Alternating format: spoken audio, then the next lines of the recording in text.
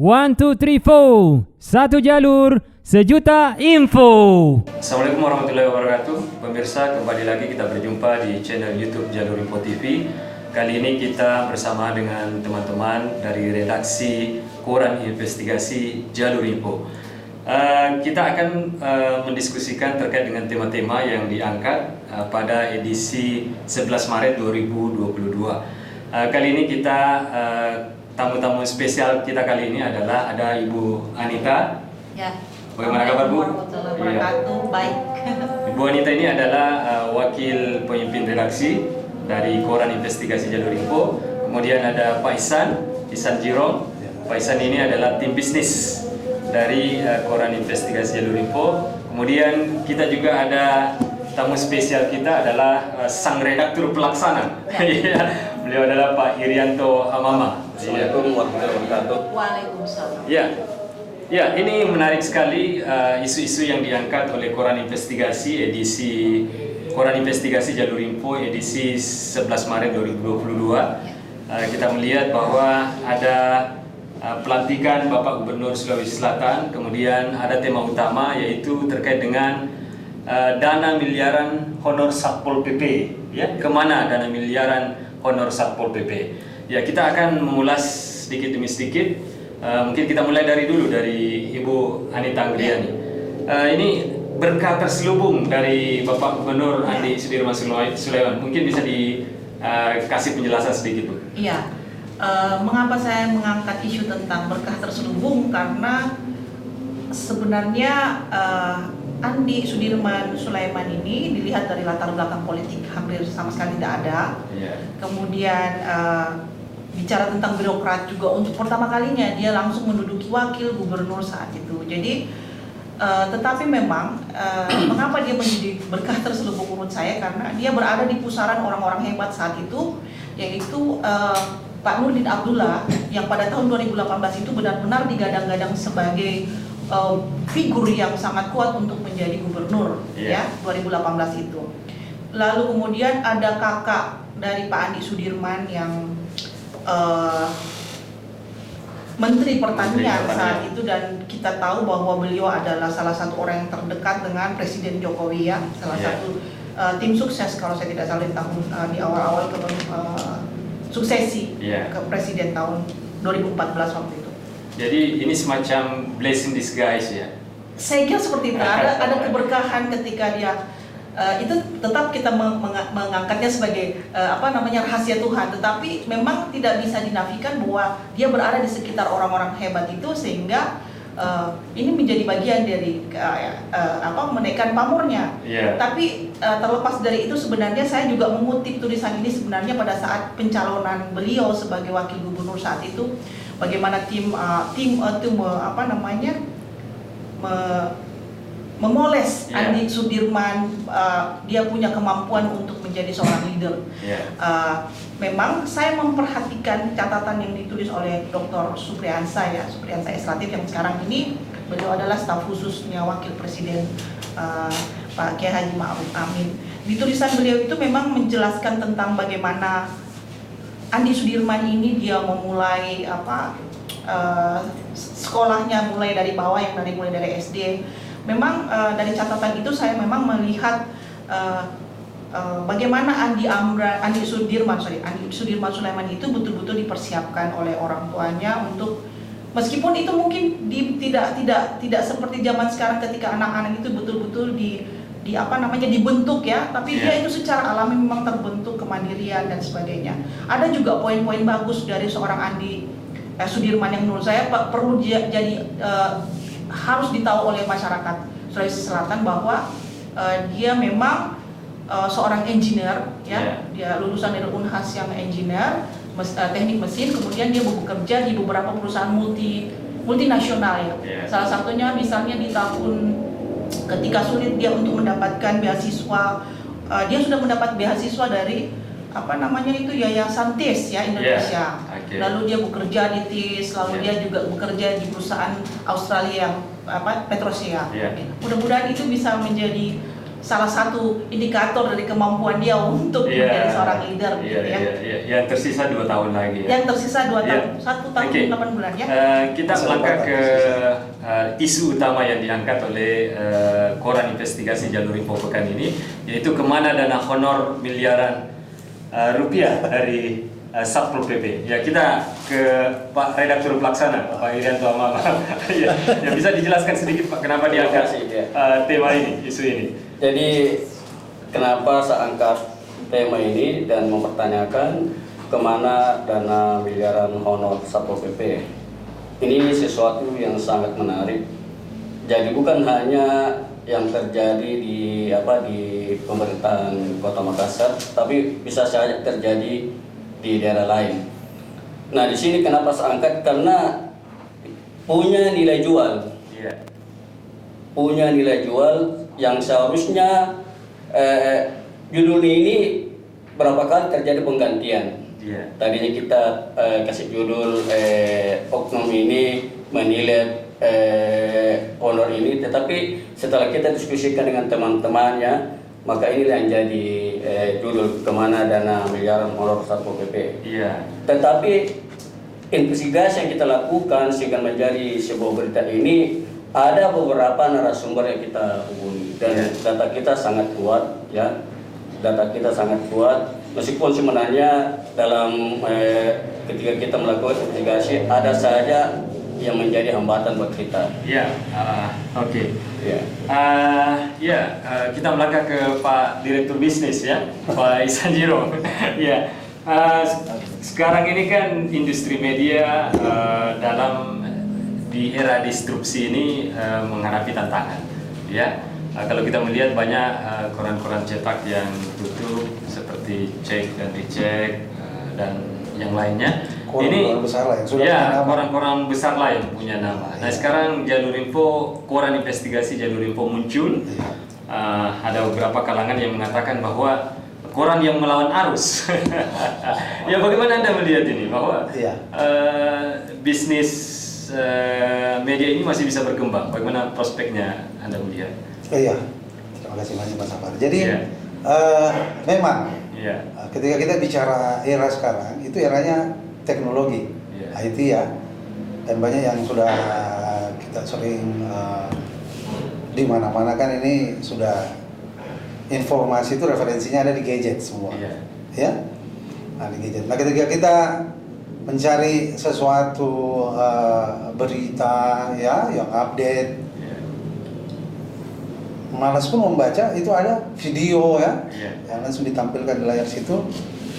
Nah, ini membuat Jalur Info yang terbit sekarang ini menjadi tantangan buat teman-teman di lapangan, apalagi jualan. Sementara kita bicara IT, kita muncul dengan itu tadi melawan arus, ya.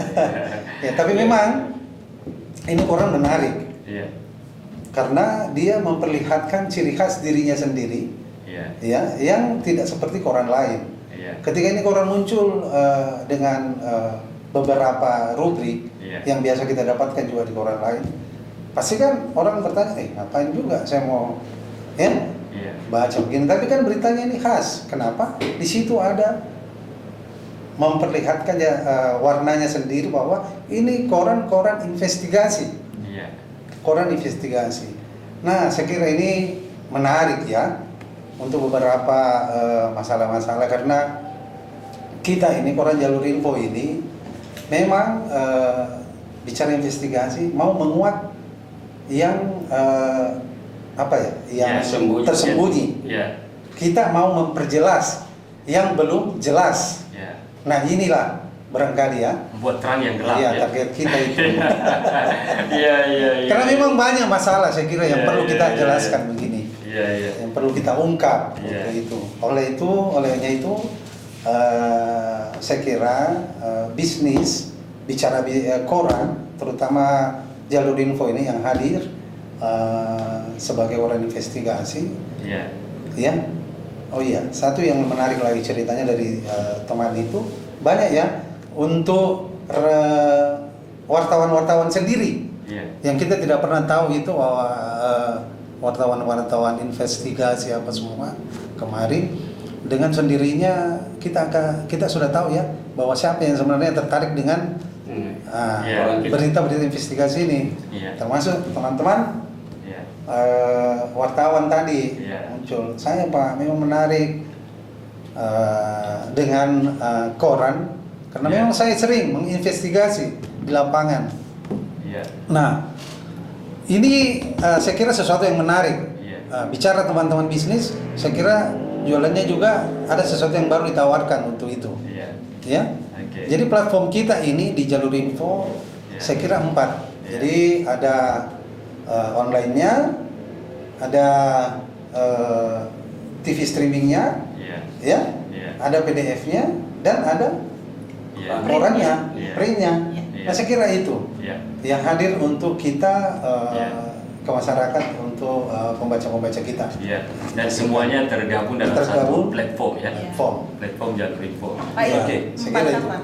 Saya izin boleh saya menambahkan sedikit, ini juga sangat baik menurut saya tulisan dari sketsa soal dari Pak Samsun Nur ya tentang selamat datang kepada Gubernur. Kenapa saya melihat ini juga penting ya? Karena kita memang harus memberi ruang kepada gubernur baru untuk kepada Pak Andi Amran ini, Pak Andi Sudirman untuk untuk apa namanya Andi untuk Sudirman Sulaiman untuk bisa diberi ruang untuk dia bergerak, dia melaksanakan selama sisa waktu perjalanan masa jabatannya di 2023 nanti ini. Jadi selain dia memang masih muda, ya. Jadi tentu kita berharap di situ dari tulisannya Pak Ancu ini ada semangat memberi kesempatan kepada anak muda untuk melakukan banyak hal yang meskipun memang catatannya memang ada banyak PR ya, pekerjaan rumah Pak Andi Sudirman untuk diselesaikan. Salah satunya misalnya Stadion Matu Angin yang sampai hari ini pun masih belum jelas ya, karena masih kemarin info terakhir bahwa tendernya terpaksa dibatalkan lagi karena kemudian tentang kekurangan anggaran dan sebagainya. Tetapi ya catatannya Pak Ancu ini bisa menjadi semacam semangat gitu ya. Kita memberi ruang kepada orang untuk bergerak, untuk memberi kesempatan untuk dia merealisasikan, sehingga tidak juga berarti kita tidak boleh mengkritik, tetapi marilah kita memberi ruang bergerak yang ada bebas sehingga dia bisa melakukan apa yang harus dikerjakan. Koran investigasi Jalur Info ini didominasi oleh berita-berita investigasi, isu-isu yang diangkat terkait yang betul-betul apa yang hangat di tengah masyarakat kita, kemudian betul-betul in-depth reporting. Tapi kalau kita melihat di sini ada juga rubrikasi yang terkait, misalnya ada rubrikasi perempuan, kemudian ada rubrikasi tokoh kita. Itu mungkin bisa dijelaskan sedikit, Bu Nita. Kenapa misalnya kita tetap mengangkat isu tentang perempuan? Karena sebenarnya ada banyak hal yang sebenarnya bisa dipelajari dari perempuan-perempuan di Sulawesi Selatan dan sekitar kita ya. Misalnya mereka selain tidak hanya sekedar sebagai ibu rumah tangga, tapi mereka juga menginspirasi banyak hal-hal dalam kehidupan mereka secara pribadi, dalam berorganisasi, dalam bersosialisasi, berorganisasi di masyarakat. Mereka itu banyak yang memberi inspirasi yang bisa membuat orang lain bisa belajar dari situ. Tidak hanya perempuan semata, tetapi juga dari laki-laki. Bukan kebetulan, artinya karena dia perempuan, sampai hari ini mungkin memang perempuan itu masih selalu yang bagian yang istilahnya kedua ya, orang kedua, selalu jadi kedua. Padahal mereka sebenarnya dari pemikiran-pemikiran, dari tindakan-tindakan, action yang mereka lakukan itu sangat baik dan bisa menggerakkan. Seperti contoh terbitan tanggal 11 Maret ini misalnya Ibu Ida Haris Yati Limpo ya. Dia ini orang yang sangat aktif berorganisasi, tetapi kemudian beliau juga bekerja. Beliau perancang fashion, busana yang punya lini apa namanya lainnya sendiri, itu namanya kalau tidak Ida Nur Haris ya. Yeah. Ida Nur Haris itu dia sudah punya lain sendiri dan itu premium ya. Yeah. Nah, artinya kelas menengah ke atas. Kemudian dia juga punya kesibukan lain adalah dia punya restoran. Restoran, dia juga bergerak di kuliner gitu. Tetapi di sela-sela itu dia masih tetap bisa mengurusi rumah tangganya. Ya, oke. Dan itu prioritas bagi dia. Lalu kemudian misalnya halaman toko, kenapa kita ada banyak orang di Sulawesi Selatan ini yang dia punya kemampuan yang bisa kita, yang seperti di perempuan juga kita perlu pelajari. Bagaimana orang itu membangun bisnis sehingga kemudian atau dia kemudian bagaimana dia berada di sosial masyarakat, dia membangun komunitas yang kemudian tujuannya misalnya untuk voluntary di masyarakat. Itu menurut saya sangat inspiratif dan perlu kita bagi kepada pembaca. Ya, luar biasa untuk terbitan Koran Investigasi Jalur Info edisi 11 Maret 2022 ya. Kita berharap sukses untuk Koran Investigasi Jalur Info ke depan. Amin. Semoga terbitan berikutnya menimbulkan memunculkan isu-isu yang memang dibutuhkan oleh publik. Ya. Jadi saya tambahkan sedikit bahwa Koran Jalur Info ini, Koran Investigasi ini, itu yang memuat rubrik investigasi kurang lebih sekitar 40% dari 24 halaman itu. Selebihnya itu ya ada rubrik-rubrik yang lainnya, perempuan, toko kita, lifestyle, kesehatan, sport juga ada, dan ragam. Sulawesi Selatan saya kira itu yang dibutuhkan oleh pembaca-pembaca kita juga semua. Pemirsa, itulah diskusi singkat kita bersama dengan tim redaksi dan tim bisnis dan redaktur pelaksana dari Koran Investigasi Jalur Info. Kita berharap bahwa Koran Investigasi Jalur Info ke depan betul-betul menginvestigasi isu-isu yang dibutuhkan oleh publik, informasi yang dibutuhkan oleh publik. Pemirsa, jangan lupa untuk nonton terus channel YouTube Jalur Info TV. Dan jangan lupa subscribe dan aktifkan notifikasinya karena subscribe itu gratis. Saya kira cukup demikian. Wabillahi taufiq wal hidayah. Wassalamualaikum warahmatullahi wabarakatuh. Waalaikumsalam warahmatullahi wabarakatuh.